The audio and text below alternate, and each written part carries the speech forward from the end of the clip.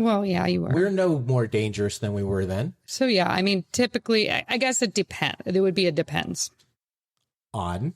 I don't know. Right. I mean, share your location with your friends but and you didn't tell them what's going on. Back in your swinging single days, you didn't used to do that. You met the guy at the bar and they took you out. Yeah. And you're like, you have to pick me up. Yeah.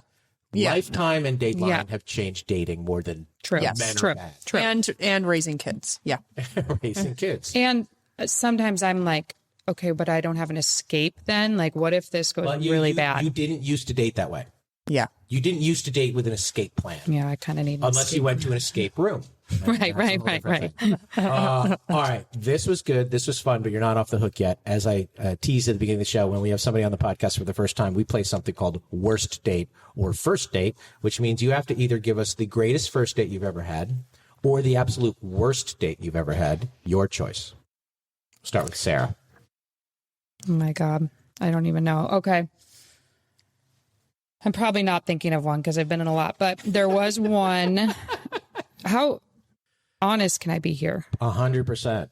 Okay. Have at it. There's no. This is a safe place. This is an adult show. This is adult. You can say fuck, whatever you want. So I go on a date with a gentleman, and he comes over to my house afterwards, and we may be getting a little freaky. And come the grand finale, he screams so loud that I literally was like, "What? Just are you okay? Are you okay?" He was like, "Yeah, I'm fine. That was amazing. Like, I'm fine." But literally, I think every neighbor in my neighborhood heard it. It was the loudest scream. And so I'm like, that's weird. Okay, moving on. And he's like, okay, I'm just going to spend the night, whatever. He pulls out his CPAP. Oh. To plug it in, asks for a local outlet to plug in his CPAP. And all night I could just hear it in my ear going. So he brought it? Brought it. Sumptuous on the date? Brought it. Okay. Not only are you bringing it and then you're actually using it on our first date. Yeah. Get to know me a little better. Well, he just knew you about 20 minutes before, and he liked what he saw. Wow. He was concerned with his sleep. Okay. Was the scream a turnoff or was it flattering? Typically it would be a turn on. Yeah. It startled me a lot. Because it wasn't a normal one. It was not normal. You're like, I've done this a lot. That's not the reaction. That's not the normal reaction we get. Like, I usually get a scream, but not like this. I mean, this was like curdling scream. Oh, Jesus. Now, what if he was totally silent? Would that I don't freak like out? silent. I know. I need to know I did something good. Yeah, you like a little bit of noise. Like, come on. Just not a... Let me know my work was... a little grunt or something. Yeah. But, oh, yeah, the scream followed by the machine. No, we can't. Yeah. No. Did you go out again after? Yeah. Okay. And then the final date was, I was in Vegas with him. He was a high executive level fella, and he invited me into this meeting with these commercial real estate guys. This big deal, and we're all at this round table, and the eyes are on him. He's talking, right, and he pulls his gum out of his mouth. Everybody's eyes are on him. He pulls his gum out of his mouth, and he's trying to get it to stick to the bottom of the table. Everyone's looking at him. Oh.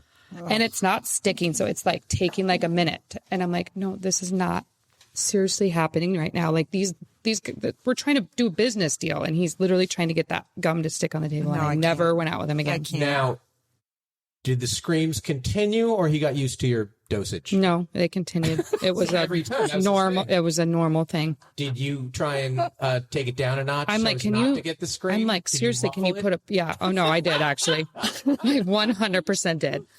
That's fantastic. Yeah. Well, Tori, what do you got? Wow. So I have been married to my husband since I was 19, so almost 20 years now. And I have to say, a lot of the things that we talked about today, we went on in our first couple dates. So we did the baseball game, but we actually, and we met on a co-ed softball team. No kiss cam, though. No kiss cam. Co-ed But I softball was team is thinking fun. about it. Yeah. So we met on a co-ed softball team. So if you're trying to meet someone, that's a good avenue to do that. But anyways, our first date was, again, before Casey. It was another lifetime ago. I'm sure I had plenty of bad dates, but we went to an AA meeting because we were sober. Yeah. And that On a was, date. yeah. And then we did sushi. Now, sober people tend to date sober people. just because it's easier or they understand the routine? I think we're in probably a vulnerable state in those AA meetings, and we seek attention, maybe. Well, you drink, right, Brian? Yeah, I mean, not much, but I used to drink a lot. Oh, so you would date someone who didn't drink? Oh, yeah. Because, but I have dated somebody who drank a lot more than me, and it was a challenge because it was like every meal had to have 2 bottles of wine. And so then you're really out of sync. You're out of sync on the timing, you're out of sync on the routine or whatever. But somebody who just, it's not like I don't drink because I had a problem. I just I got shit to do. I don't want to be hungover. But dealing with somebody who had a problem and you still drink probably is strange. Yeah, I actually have dated a couple guys who don't drink, and I didn't think I ever would. And it was weird. I actually did one of them for a while because he didn't care. He was really open about it. He's like, I don't care. Like, drink. Yeah. As long as you don't judge me. And yeah, it's hard to have a first date without some drinks. As long as he lets me drink, I'm fine. Yeah. Because especially if you do go to dinner, let's have a drink. Oh, that is I think that's the part that, because you're like, oh, this happened. Let's cheers. Or, But almost every activity now involves drinking. Like, it is crazy. Like, the most benign activities. I do think sobriety is becoming cool again, though. It's all pot. Nobody's purely sober anymore. It's all pills and pot. Touche. You know what? That was an amazing statement, Brian. It is so true. Yeah. It is so true. I don't know. All right. Plug your pod. So we do 2 podcast episodes a week on the Real Housewives of Golf. We chat all things women's golf. We are golfers, but we are a little obsessed with the Real Housewives too. So we chat about that at the end of the episode.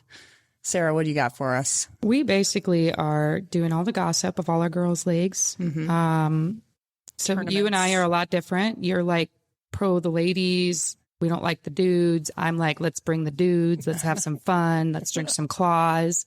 So I think Claws has changed things too. That's changed my life. Yeah.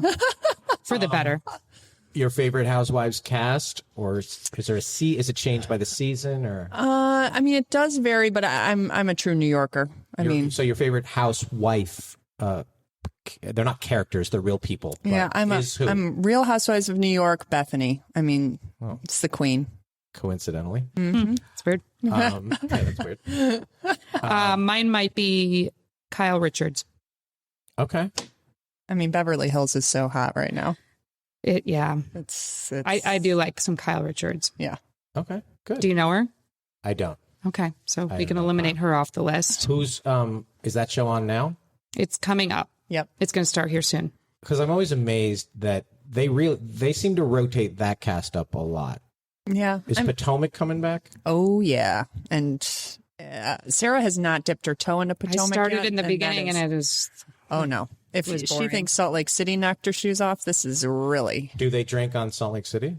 Oh, yeah. Mormons? Oh, yeah. Oh, no. Mormons? They are Mormon. They drink. Oh, drinking Mormons. Yeah. Okay. And they steal and they get arrested. Okay, one more thing.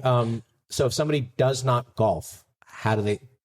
You don't tell them to start with mini golf. You tell them to start with what? We actually just had an episode this past week about how to get started in golf. So episode number 31, we had Justin Klimbala on, and we go step by step on how to get started with golf. So there you go. There you go. The bunny slope of the golf course. We'll help you. Okay, there you go. Thanks, you guys. You guys were fun. Thanks, Brian. It was a lot of fun. As far as us, like, share, follow all the good stuff, not just our podcast, but the Real Housewives of Golf. Your reviews mean a lot in the podcasting ecosystem. Shoot us an email, greatlovedebate@gmail.com, to send in your worst date. We're just going to do the worst dates, so send them all in. You're almost at the deadline.